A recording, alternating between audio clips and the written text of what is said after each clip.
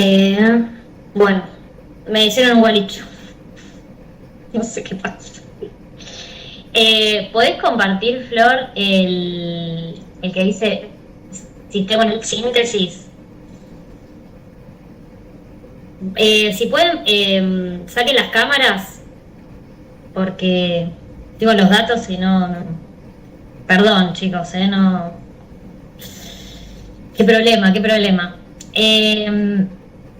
Bueno, nos habíamos quedado en la protección convencional, que a su vez está dividida en sistemas regionales y sistemas universales. Entonces, los sistemas regionales tienen un sistema de protección jurisdiccional y los sistemas convencionales universales solamente tienen comités. Es muy fácil acordarse los nombres de los comités. Si querés bajar un poquito, Flor, la parte ahí. Es fácil acordarse los nombres de los comités porque simplemente es, si la convención se llama Convención para la Eliminación de la Discriminación Racial, el comité se llama Comité para la Eliminación de la Discriminación Racial. La convención se llama Convención sobre los Derechos del Niño, el comité se llama Comité de los Derechos del Niño. O sea, eso es muy fácil en ese sentido. El tema es el pacto de porque se llama Comité de Derechos Humanos. Ahí ya nos complicó la existencia y es más difícil de acordarse. Pero después, en general, así como se llama la convención, se va a llamar el comité. Bueno, entonces tenemos el Pacto de Derechos Civiles y Políticos, tiene un comité que es el Comité de Derechos Humanos. El Comité de Derechos Económicos, Sociales y Culturales es el Comité de la Convención de Derechos Económicos, Sociales y Culturales. El Comité para la Eliminación de la Discriminación Racial es sobre la Convención del mismo nombre. El Comité para la Eliminación de la Discriminación contra la Mujer es de la Convención del mismo nombre, y así, y así, y así. Hasta que llegamos a Comité sobre los Derechos de las Personas con Discapacidad. La Convención sobre los Derechos de las Personas con Discapacidad, que es el instrumento internacional que nos importa en este momento, y puede presentar informes periódicos, ¿sí?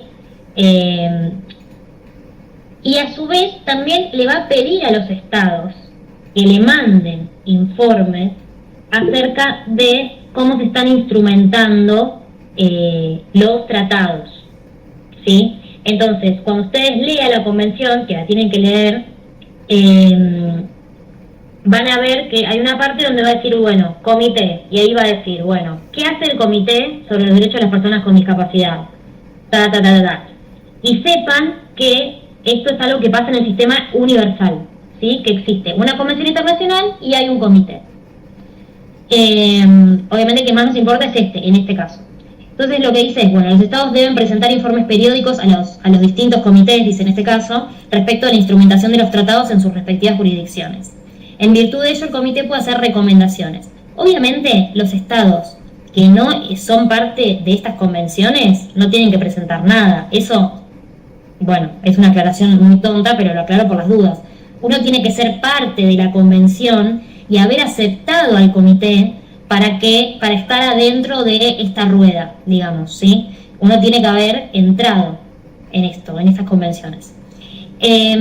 Algunos de estos tratados contemplan la posibilidad de recibir denuncias de estados por la violación por algún estado parte de derechos protegidos en el tratado, o sea, denuncias entre estados.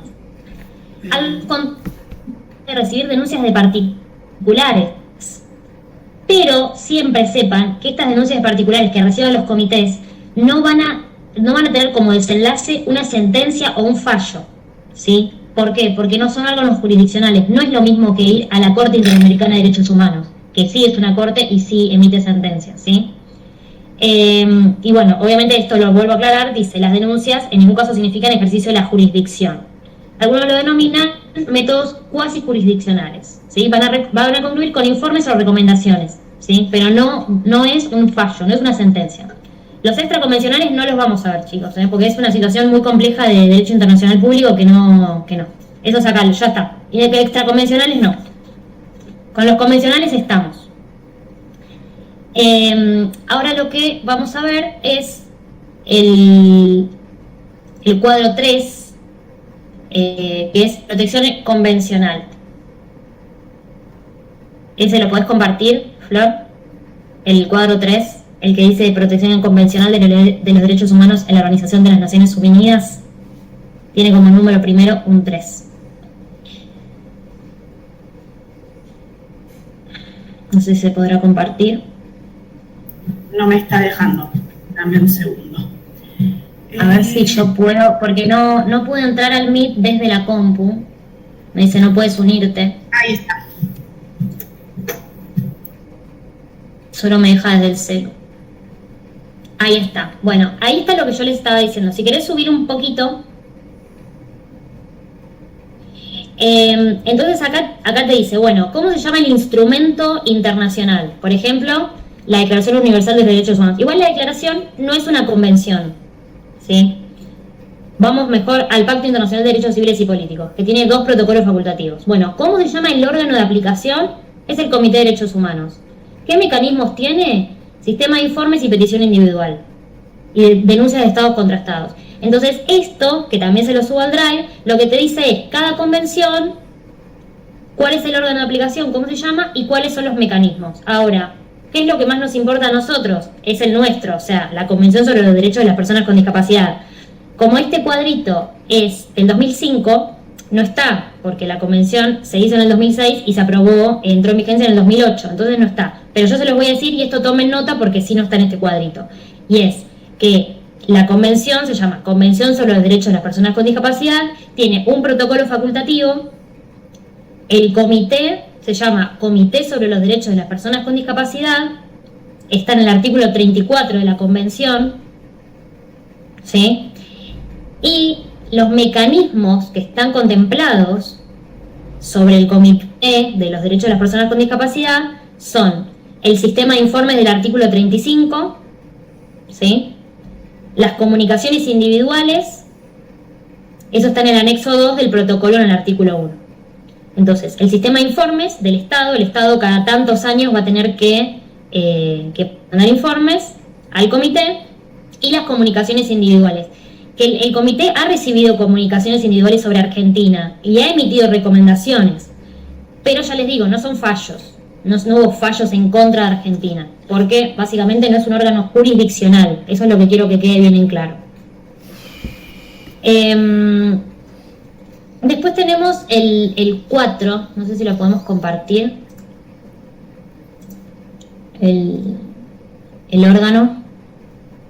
Bien. Acá está la estructura orgánica principal de ONU, esto más que nada para que hagamos un recuerdo de derecho internacional público, ¿sí? Después igual nos vamos a concentrar solamente en la convención. Pero bueno, recordemos que tiene una asamblea, que ahí están todos los estados, partes, ¿sí? Todos pueden hablar ahí. Tiene el ECOSOC, que es el Consejo Económico y Social, el Consejo de Seguridad, que es como el órgano más polémico de la ONU porque hay países que tienen poder de veto y países que no, entonces los países que tienen poder de veto tienen más poder que los otros países. La Corte Internacional de Justicia, que ya les digo, nosotros no vamos a llegar ahí, los individuos no van a llegar ahí. El Consejo de Administración Fiduciaria y la Secretaría. Y bueno, también está la Corte Penal Internacional, que sí puede ir contra individuos, pero estos individuos casi siempre han sido cabezas de Estado, por ejemplo, ¿sí? Un mandatario que ha cometido un genocidio, por ejemplo, ¿sí? No es que van a ir tampoco, no es porque alguien robó, ¿sí? O sea, es como crímenes graves que tienen que ver con el derecho internacional. Ya está ese, ya está el 4. Y ahora vamos a hablar específicamente de... Eso no hace falta, o sea, porque ya lo nombré. Bueno, si querés dejar, pero igual no hace falta. Ahora vamos a pasar a hablar de la Convención sobre los Derechos de las Personas con Discapacidad. Según la OMS y el Banco Mundial, aproximadamente entre el 12 y el 15% de la población mundial son personas con discapacidad, ¿sí? Y en 8.000 millones de personas, 9.000 millones de personas, es una cantidad considerable de personas, ¿sí? Entre el 12 y el 15. En general, en los países, cuando se hacen los censos, sale más o menos lo mismo, entre el 12 y el 15. Entonces, bueno, ya, o sea, más allá de que sea un grupo vulnerable y minoritario, si tomamos la cantidad de población mundial que hay, es una gran cantidad de personas. Los antecedentes históricos, Flor se fue, ¿no? Porque, bueno, no importa. Antecedentes históricos, igual esto también lo voy a subir. En 1975 se hizo en la ONU la declaración, porque el 5, que dice 5, Flor, si querés. Es un Word. Es la declaración sobre los derechos de las personas con discapacidad, pero es una declaración, ¿sí? No es la convención. Y nuestro país suscribió, pero ya les digo, era meramente una declaración. En el 79 se hizo la Declaración de Derechos Generales y Específicos de los Retrasados Mentales. Hoy en día es un término peyorativo, ¿sí? Tengamos en cuenta que el lenguaje es dinámico y que palabras o términos que se utilizaban de forma médica y en la psiquiatría antes, hoy en día no se utilizan más, ¿sí? Pero en su época se han utilizado. Por ejemplo, en el 81 fue declarado por la ONU como el Año Internacional de los Impedidos y ya tampoco es una palabra que se use. Hoy en día utilizamos el término persona con discapacidad, ¿sí? Pero bueno, el término, ya les digo, el lenguaje cambia, se modifica y ha tenido a través de la historia diferentes formas de llamar. En Argentina ese mismo año, en el 81, fue la ley 22.431, que es la que vamos a ver en normativa interna. La próxima tienen con Guido, la otra que tienen conmigo.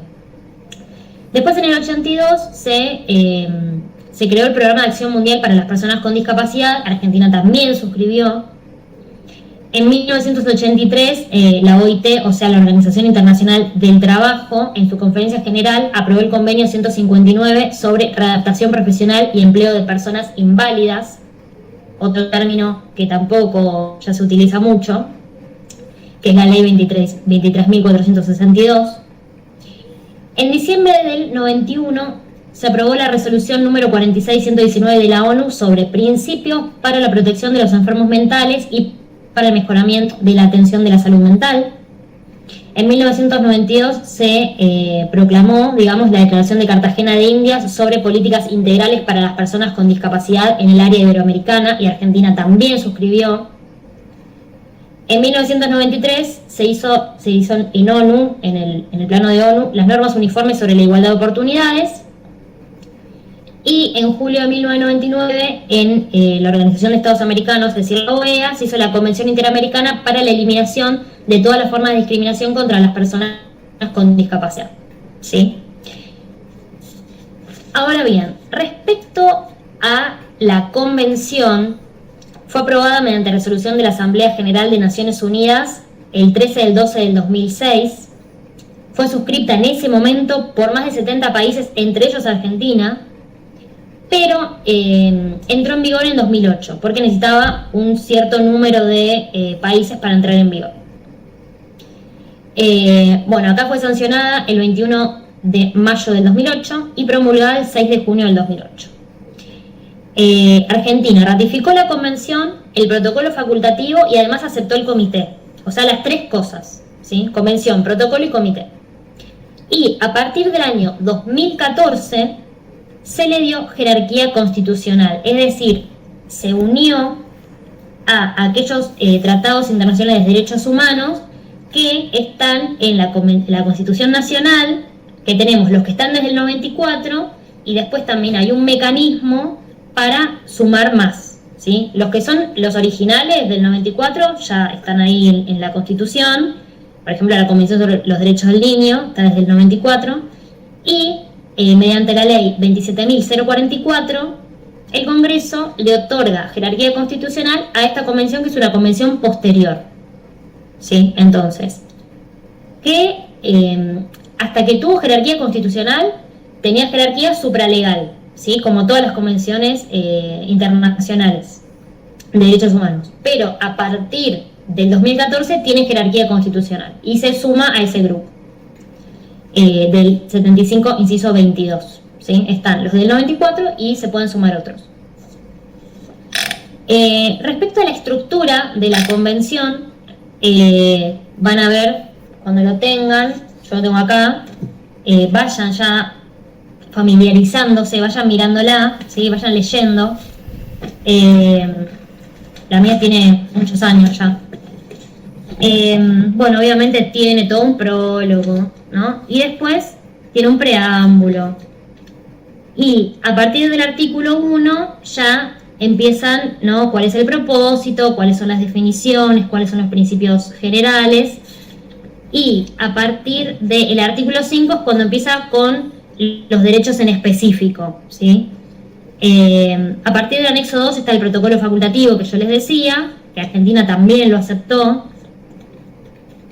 Y en el artículo 34 está el comité, como ya les dije, que Argentina también lo aceptó. Argentina aceptó todo de esta convención. Aceptó la convención, el protocolo y el comité. Bien, esto igual lo van a hablar con Guido cuando vean, pero aún así nunca está de más, porque esta es una definición más bien moderna, ¿no? Como no tiene que ver con las definiciones viejas de discapacidad que hay. Y lo que dice es que las personas con discapacidad incluyen a aquellas que tengan deficiencias físicas, mentales, intelectuales o sensoriales a largo plazo que, al interactuar con diversas barreras, puedan impedir su participación plena y efectiva en la sociedad, en igualdad de condiciones con las demás. Esto dice el artículo 1 de la Convención. Y es la definición que nosotros tomamos, ¿sí? Entonces, lo que nos habla es de deficiencias físicas, mentales, intelectuales o sensoriales, pero una parte muy importante de esta definición es la parte que dice las barreras, ¿sí? O sea, el texto va a reconocer el carácter dinámico del concepto de discapacidad a partir de la idea de la interacción entre las deficiencias y las barreras. Es decir, si nosotros podemos eliminar, podemos suprimir las barreras, podemos mitigar que las personas con discapacidad no puedan acceder a sus derechos, ¿sí? O sea, hay que tratar de eliminar, suprimir o, bueno, lo más posible, las barreras. Entonces, en el artículo 1 y el artículo 2 hay definiciones que son importantes para toda la cursada, por eso les digo, vayan leyendo la convención, amíguense con los términos de la convención, porque es el lenguaje técnico que ustedes tienen que incorporar para después expresar, ¿sí? En los exámenes. Se va a requerir que cuando se expresen ya tengan los conceptos de la convención. Por eso les digo, vayan leyéndola, no es muy larga, ¿sí? Y además, si ya leyeron previamente convenciones internacionales, van a ver que hay muchas definiciones que se comparten con otros tratados internacionales de derechos humanos. Pero como sé que la mayoría de los que estaban en la primera clase no siguen la orientación internacional público, hagan un repaso, ¿sí? Para tenerlo más fresco. Una cosa que dice el doctor Seda y que dicen los que estudian la convención es que el estilo de redacción elegido elude en general el tratamiento de discapacidades específicas. ¿Por qué? Para reafirmar la unidad del conjunto de personas con discapacidad como conjunto que no se dividen en, bueno, yo tengo una discapacidad sensorial, no, yo tengo una discapacidad física, no, yo tengo una discapacidad intelectual, sino que como conjunto se le otorgan o se le reconocen estos derechos en esta convención.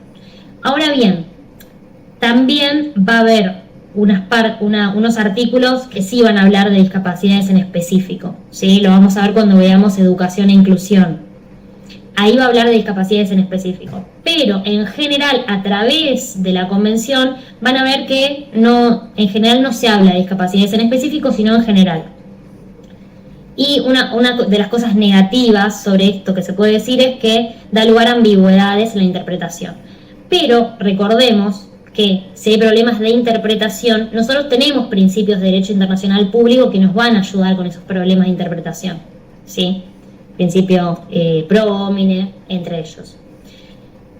Bueno, como les decía, a partir del artículo 5 la Convención empieza a enunciar los derechos expresamente reconocidos, o sea, cuando ustedes empiecen van a ver, bueno, artículo 5, igualdad y no discriminación, artículo 6, mujeres con discapacidad, artículo 7, niños y niñas con discapacidad, y así. O sea, va a empezar en el artículo 9 sobre accesibilidad, que vamos a tener una clase en específico. Ahí va a empezar, ¿no? Pero bueno, los primeros artículos, el artículo 1, el artículo 2, el artículo 3 y el artículo 4, bueno, son más genéricos, ¿sí? También igual tienen que leer todo. No sé si por acá no veo el chat, si hay un chat. no estaría viendo. Si alguien quiere activar su micrófono y hacer algún tipo de pregunta respecto de la convención, de los antecedentes de la convención, o sobre derecho internacional público, si algo quedó, no se entendió bien la diferencia entre jurisdiccional y no jurisdiccional.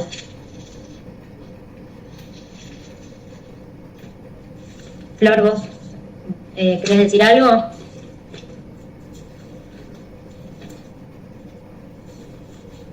¿O se entendió? Evidentemente han entendido. La diferencia. Bueno, no, porque que después me digan, no, porque el comité hace sentencias. Claro. Por favor, no. Los sistemas regionales tienen cortes, pueden emitir fallos y los comités no. Sí, eso quiero que quede claro porque después si no, no hay un problema. Y después respecto al sistema interamericano, ¿se entendió? Bien, gracias Juan. A diferencia del sistema universal, que tiene comités, en el sistema interamericano nosotros sí vamos a poder llegar, ¿sí? ¿Cómo vamos a poder llegar? Una vez agotada la vía interna, nosotros obviamente, a ver, nos ponemos en plan, bueno, hubo una violación a los derechos humanos, tratamos de recurrir a la vía interna, esa vía interna no funciona por alguna razón, ¿sí? Retardo de justicia o el Estado no te reconoció que hubo una violación a los derechos humanos, entonces nosotros vamos a recurrir al sistema interamericano, ¿sí? Podemos recurrir al sistema interamericano, ¿sí? Primero, no vamos a ir directo a la Corte, ¿sí? Primero vamos a ir a la Comisión Interamericana de Derechos Humanos, ¿sí? La comisión.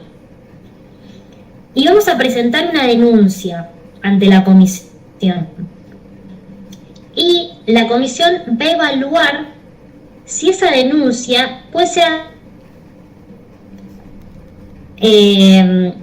¿Por qué? Porque si nosotros no agotamos la vía interna, ¿sí? No nos van a admitir la denuncia, salvo que no hayamos podido recurrir a la vía interna por alguna situación, por ejemplo, bueno, no sé, hay un estado de sitio o hay alguna violación muy masiva de derechos humanos, por lo cual no podemos recurrir al sistema judicial interno. Bueno, ahí lo van a evaluar, pero en general hay que primero recurrir y agotar la vía interna. Entonces, primero van a ver si es admisible o no. Denunciar. Primer paso, denunciamos, ¿sí? Segundo paso, van a evaluar si es admisible o no, ¿sí? Tercer paso, van a evaluar el fondo. Recién ahí van a ver el tema de la violación de derechos humanos. Recién cuando lo consideren admisible. Y como cuarto paso, va a haber vías de solución, ¿sí? La primera vía es decir, cercan al Estado, ya un acuerdo, ¿sí? La segunda vía es tema de informe y la tercera es la remisión del asunto a la Corte, ¿sí? Entonces, todas las denuncias de que llegan a la Corte, no. Sí, esto es importante que se sepa, porque quizás uno piensa, bueno, voy a la comisión y seguro voy a la Corte. No, puede que no suceda, ¿sí? Entonces, solución amistosa, sistema de informe, o como último, una Corte y sistema jurisdiccional. Es importante que se le jurisdiccionales, ¿sí? En el caso de Max de seres humanos, y puede solicitar, bueno, necesito esta medida provisional porque es un caso muy grave. Puede dictar medidas cautelares. Ahora bien, una vez que se da la tercera opción, es decir, no hay ni solución amistosa ni hay informe, sino que mandan la denuncia a la Corte, primero la comisión presenta... Ah, se me cortó. ¿Dónde me quedé? Medidas cautelares. un poco antes, pero lo de las vías. Sí, después que repetiste las vías de solución, ahí todo lo demás que dijiste hasta pasé un poquito. Bueno, hago un repaso, Raúl, entonces. Primero, presentamos la denuncia. Segundo, hacen una evaluación de admisibilidad. Tercero, evalúan el fondo de la cuestión, o sea, la violación de derechos humanos en sí. 3 vías de solución. La primera, la solución amistosa. La segunda, el sistema de informe. Y tercero, la remisión del asunto a la Corte. Y la aclaración que hago es que se pueden pedir medidas provisionales a la Corte en cualquier etapa de este proceso, o se pueden dictar medidas cautelares en caso de extremas gravedad de violación de derechos humanos, ¿sí? Una vez que llegamos a la Corte, es decir, se tomó como vía de solución la tercera, llegar a la Corte, primero se va a presentar el asunto ante la Corte.